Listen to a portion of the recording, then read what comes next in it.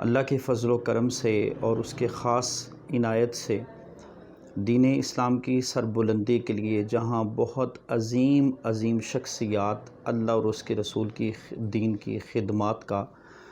فریضہ سر انجام دے رہی ہیں، آج ایک ایسی شخصیت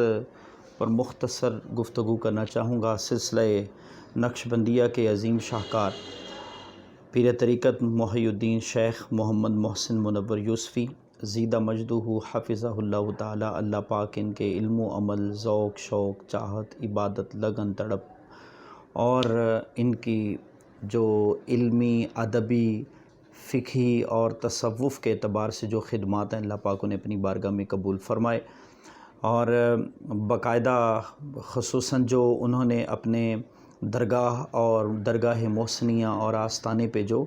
علم کا فیضان ایک نئے طریقے، نئے انداز اور خوبصورت طریقے سے اپنے مریدین، محبین، وابستگان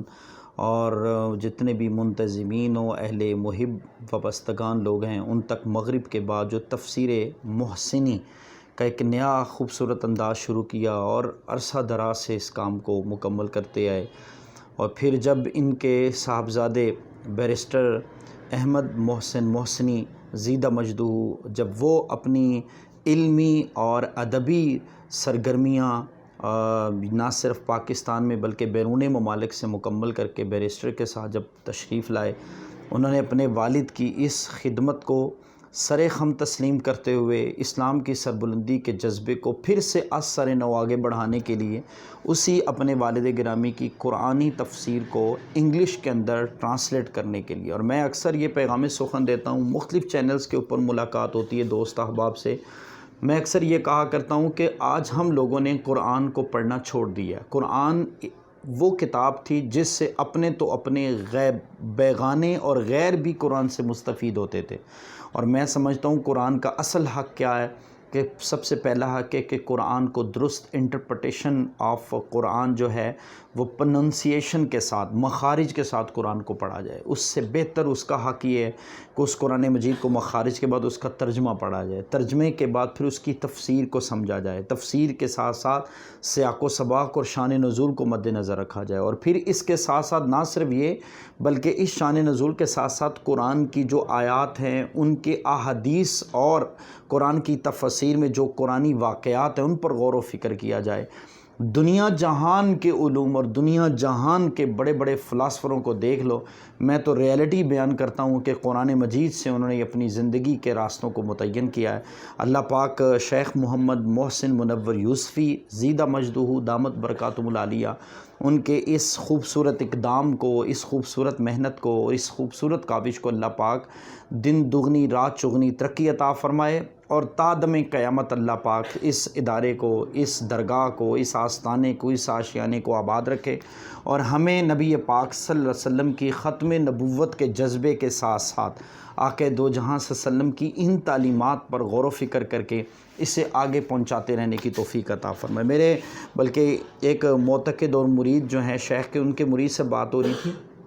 وہ کہتے ہیں کہ شیخ نے اپنی اولاد کو تربیت بھی ایسی دی ہے، اپنی اولاد کو مزاج بھی ایسا دی ہے، اتنا مطلب علمی اعتبار سے دنیاوی تعلیم کے ساتھ ساتھ مذہب کو اٹیچ کرنا، مذہب پر غور و فکر کرنا، اور مذہب اور دین اسلام کی، کیونکہ میرے دوستوں، میرے بزرگوں، اصل یہی علم ہے جو اس نے انسان کی قبر کی دیواروں تک اس کا ساتھ دینا ہے۔ قبر میں جو سوال ہوں گے وہ آخرت کی فکر کے متعلق، اور وہ قرآن اور اسلام اور تفسیر اور حدیث کے علاوہ دنیا کے جتنے مرضی علم سیکھ لیں، آپ کو وہ چیزیں راہ ہدایت کا پیغام نہیں دے سکتی جو قرآن دے سکتا ہے۔ اللہ پاک ہمیں ان جیسے علماء، ان جیسے شیوخ، ان جیسی درگاہوں، ان جیسے آستانوں پر اپنی ریل پہ رکھنے، ان کی صحبت اور سنگت اختیار کرنے کی تو دیکھیں آج ہم اپنے معاشرے کے اگر ایک قدم، ایک رخ پلٹا کر دیکھیں تو ہمارے پیر خانوں کے اوپر سوائے